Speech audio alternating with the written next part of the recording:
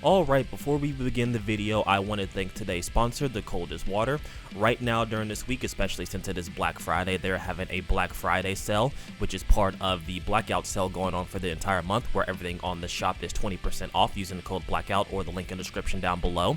There's also items that are up to 50% off if you go ahead and browse the store. Currently, right now, the things that are 50% off are the coldest mugs, the coolers, and some lowball tumblers. They also have some ice packs, can coolers, and some coffee, which I actually may check out, that are all 40% off, and then everything else in the store right now currently is 20% off. So definitely go check out that stuff over there. And remember to use the link down below or use the code Blackout, and that will net you 20% off on all items, and then some items are up to 50% off. So thanks again to The Coldest Water for sponsoring this video. Be sure to check out their Black Friday sale going on this week and throughout the end of the month.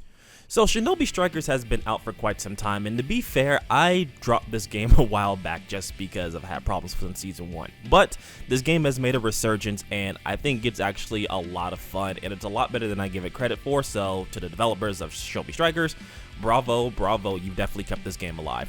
But the next DLC has come out for Season 4, which has been titled Rebirth, which I guess is a little weird because this next character that came out, Sasuke, the Last Battle, is a defensive type that really doesn't have any of the revival or regen aspects to it, but he's a defensive type, and he actually brings a couple of skills to the game, which I think are going to be good for defensive builds, which is the video I'm going to be showcasing today. This is my own custom defense build that I figured, okay, well, with one of these defensive options, let's combine it with another one that's very powerful and see how we do in survival battle. And for that, we're going to be checking out two moves today. One that you get from the Sasuke DLC and the other one that you get from the Neji DLC. You guys that play the game probably already know which one of the Neji jutsus that we're going to be talking about today. Alright, so the first jutsu we're going to be talking about today is the 8 trigram Susano Strike. Like I said, for those who have been playing this game, you know what this jutsu does, but for those who don't, this is a jutsu that knocks your opponent in the chest and it knocks out their substitution stock as well as their secret technique gauge. This is probably one of the best defensive jutsus, and you usually see a lot of defensive builds run this just because it is so good. The only downside being that it does have a high timer cost to recharge with about 18 seconds. But with the boost items that you can do for clothing and for some of the food items, you can definitely knock this down to probably about 13, 14, or 15 seconds. The second jutsu is what you get for the Sasuke Last Battle DLC. This is the Susano Armor. This is a defensive jutsu that classes the user into Susano Armor. It auto guards for a certain period of time, doesn't lose durability, can be broken by enemies, and allows the user to deal damage while in a guarded state. So essentially what this jutsu does is, as it says at the beginning, it allows you to pretty much have an auto guard feature. Not only that, your guard can't be broken, and you can also attack while blocking, which means that if someone's attacking you and you're blocking, you'll be doing damage to them as they're trying to do damage to you. I think status effects jutsu such as Amaterasu and I think things such as the Kamui can actually get through this, but not a lot from what I've tested can get through this Susano Armor. The only downside to this that I've seen so far is that it is only a defensive item or a defensive jutsu, and the cooldown cost is like 25 seconds, which again can be reduced with clothing items and food and ninja tools and things like that, but it will be a while before you get this up, so you need to use this sparingly. So for the substitution, I opt to use the time space hop, but you can probably use any substitution. Honestly, you can use the multi-shadow clone jutsu probably over this, but what this jutsu does is allows you to use the Ren and Sharingan to teleport and avoid enemy attacks. However, by doing so, you will get a debuff where you'll take a little bit more damage for a set amount of time. Now, you can sort of negate the debuff by having clothing items that will increase your defense or your overall health, but I think this is overall pretty decent substitution, and the cooldown time is pretty good with 25 seconds. If you don't want to use that, or you don't have, for whatever reason, the substitution, you can also opt in to use the Shadow Clone Jutsu, the Multi-Shadow Clone Jutsu. That's also a very viable pick as well. So for the Secret Technique or Ultimate, I opted to use Indra's Arrow. I've had a couple issues with this, but essentially what Indra's Arrow does is allows you to launch in the air and fire an arrow that is powered by the Tail Beast. Now the first hit of this knocks out all enemies and kills them in one shot. The second part shoots down lightning and does a good amount of damage. Like I've said before, I've had issues hitting the initial hit of this. It's probably better if you get them in the status element or if you can stun them before shooting off the arrow, because it doesn't have that good of tracking. The lightning hits actually do a good bit of damage. I think that's something to be mindful of whenever using this. However, if you don't want to use this ultimate, you can use other ones such as the hit and miss jutsu, the 8 trigrams, 128 palms. There's other jutsus that you can use with this build. It's viable, honestly. All the defensive options are pretty viable except for like Reaper Death Seal, but for this build I've opted to use Indra's Arrow. So the strategy behind the build is to either open up with Susano Strike depending on if you're facing one opponent. This is for survival. Open up with Susano Strike, go ahead and do your combo damage, and then pop your pop your second ability, which is going to be the Susano Armor. That way, if they do end up getting up, you can block and still do a couple of damage, and you'll still have a little bit of armor and protection while you're doing your combos. And to top it all off, my weapon of choice is going to be the Double Moon Sword. For the ninja tool of choice, I'm going to be going with Master of Medicine. This gives you slight health recovery, removes any status elements, and gives you a brief amount of super armor. As far as the clothing skills, I have Spiteful Spirit and Clear Mind. Alright, with everything covered, let's go ahead and get right into the video. This is going to be a survival match. There won't be any commentary this time, but if you guys do enjoy these type of videos, I'll definitely add some commentary next time, and I'll try and make the build part actually a little bit shorter now looking at the video. In any case, hopefully you guys enjoy the match. If you have any questions, please let me know in the comments down below, and if you have any build suggestions, please go ahead and put them down below as well, and I'll see if I can make videos on those as well. Take care, and I'll see you next time. 「